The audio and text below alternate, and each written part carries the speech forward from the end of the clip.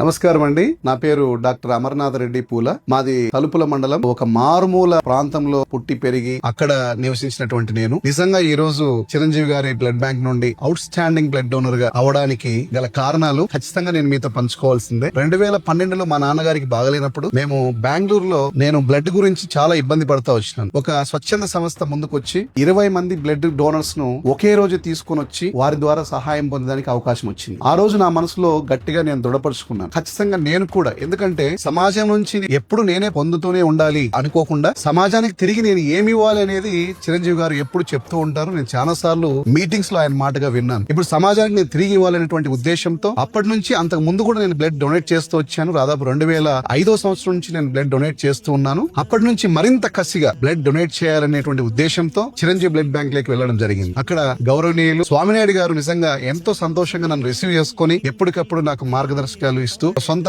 తమ్మునిలాగా ఆయన నన్ను రిసీవ్ చేసుకుంటూ వచ్చినాడు. సో అప్పటి నుంచి ఇప్పటిదాకా చిరంజీవి బ్లడ్ బ్యాంక్ లో దాదాపు 30 నుంచి 32 సార్లు నేను అత్యవసర పరిస్థితుల్లో అర్ధరాత్రి కావచ్చు, తెల్లవారుజామున కావచ్చు, అక్కడికి వెళ్లడం జరుగుతూ వచ్చింది. అంత మాత్రమే కాకోకుండా దాదాపు 76 సార్లు నేను బ్లడ్ ఇస్తూ వచ్చినాను. చిరంజీవి గారు ఒక మాట ఎప్పుడు చెప్తూ ఉంటారు, ముందు నువ్వు చెయ్యి, తర్వాత వేరే వారిని చేయమని అడుగు అంటారు. కాబట్టి అదే ఆయన మాటనే నేను కూడా తీసుకొని నేను చేశాను. 76 సార్లు బ్లడ్ ఇచ్చాను. మీ యొక్క రక్తం చాలా అవసరము. అనేక మంది పేషెంట్లు హైదరాబాద్ నగరానికి వస్తూ ఉంటారు కాబట్టి బ్లడ్ డొనేషన్ అనేది మీరు కూడా స్టార్ట్ చేయండి. మరి చిరంజీవి గారు స్థాపించినటువంటి బ్లడ్ బ్యాంక్ లో సమాజానికి ఆయన చేస్తున్నటువంటి గొప్ప మేల్లో మీరు కూడా అందరూ కూడా పాలు పంచుకోవాలని హృదయపూర్వకంగా మీ అందరికీ చేతులు జోడించి నమస్కరిస్తూ ఆహ్వానిస్తుంటున్నారు. Thank you so much.